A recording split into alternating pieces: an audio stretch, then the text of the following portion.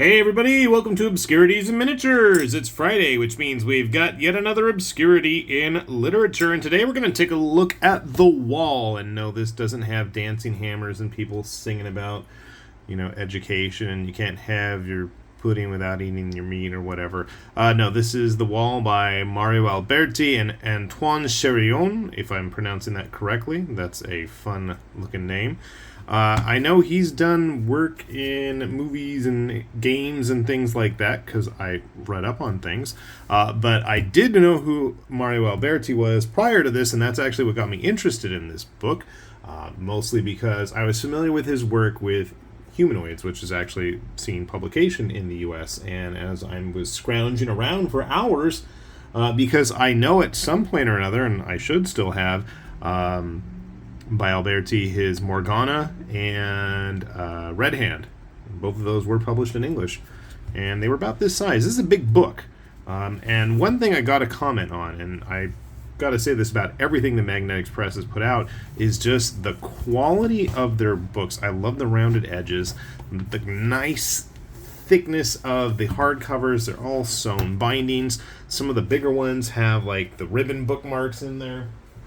This one isn't that big in terms of needing a bookmark, but you can see here, just at least in terms of a traditional comic collection, there's a good inch and a half inch on each side. So nice big pages to really appreciate the artwork. And Alberti is an awesome artist. I was always bummed out that we didn't get more of Morgana, but I remember just poring over those pages. So one thing I'm always a fan of, besides most of the stuff that Magnetic Press has been putting out, I got to give them credit. I mean, they're one of the few companies I'll be willing to take a chance on, just because the presentation is nice.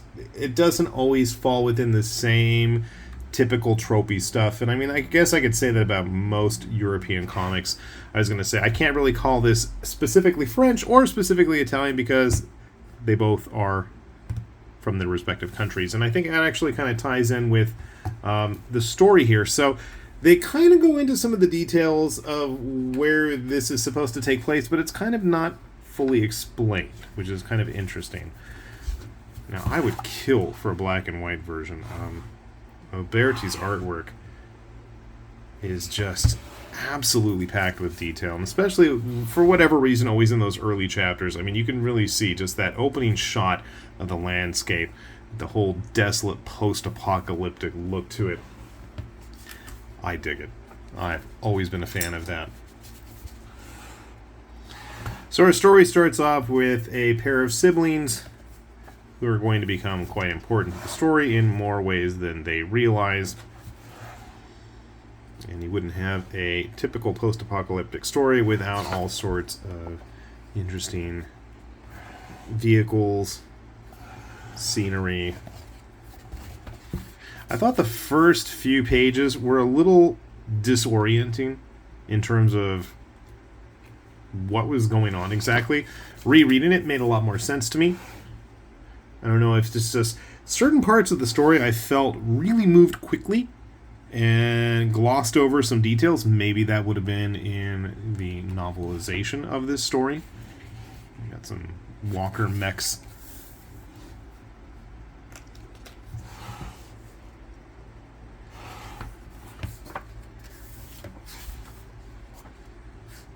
But upon further rereadings, I'm just kind of going back and clarifying things start to make more sense. So yes, there is a wall.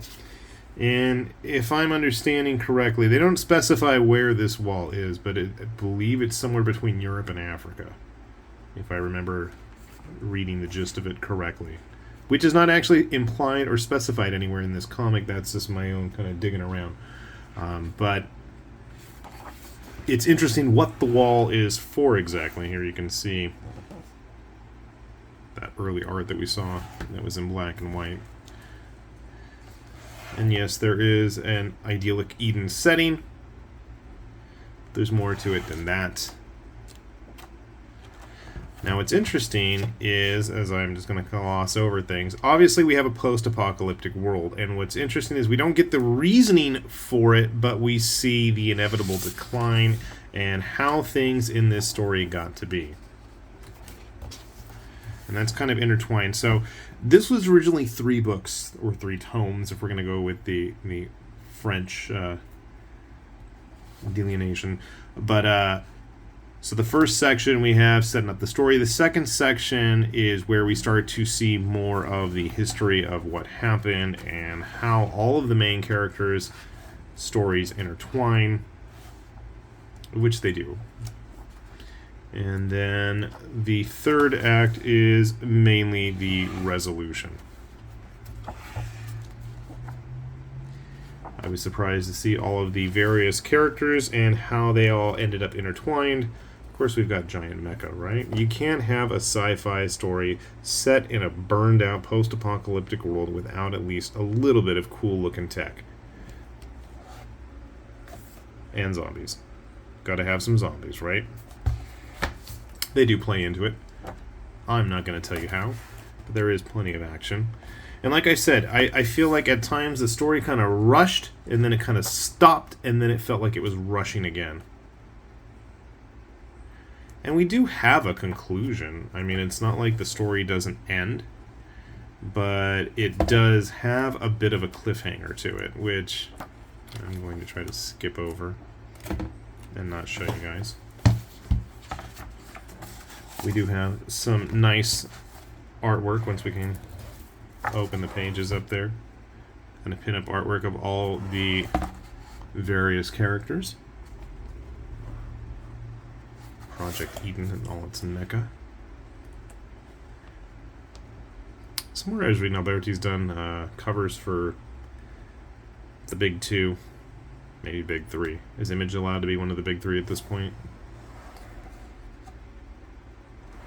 It definitely feels like they were setting it up for more things to happen.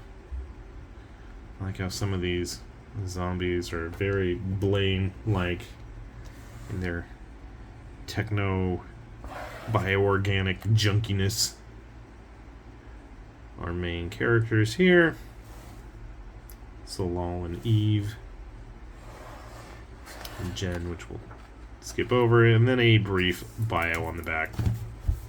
So yeah, a fun book. Like I said, to me, I was irritated by the cliffhanger. I like things, you know, at least in terms of the overall package. Yeah, it gets wrapped up nicely. It's just that tease burns, man. And funny enough, so this weekend, at least that I am posting this, is Comic-Con weekend. And if you're interested, I know that Magnetic Press has some deals going on, so we'll have a link to that. But they also, at least for the time being, and I mean, this is very topical and for the moment, and so since these videos tend to often get a lot of views when I put them up, there is a Kickstarter going for a con swag bag box type deal from Magnetic Press. So we'll have a link to that as well if you guys want to check that out. One of the nice things is oftentimes they run special deals through their backer kit on their Kickstarters. I mean, I don't get anything out of this, but I'm going to be getting stuff out of it. So I'm definitely going to be backing that for some of the books. But yeah, they usually have nice deals in their backer kits when you back their books. I don't think I got this one. Maybe I did get it through Kickstarter. I don't even remember. I've backed quite a few of Magnetic's Kickstarters and picked up quite a few of their books, both in stores, online, and through their deals there. So good stuff. Definitely a lot of variety in terms of what gets published. Yeah, they're all in English, mostly Italian and French books. There are a smattering of other things in there if you want to take a look around. They are definitely in their catalog, but there's some fun stuff there. Definitely enjoyed this, and I got to get around to actually posting more of their books. I've got tons of Magnetic stuff, so we'll see. If that's something you guys are interested in, by all means, let me know in those comments. If there's anything else that's interesting to you out there, or if you're aware of any other books by Alberti, I would love to track some down. Absolutely. Maybe I'll have my family go look around for it next time they're gallivanting through Europe. I don't know.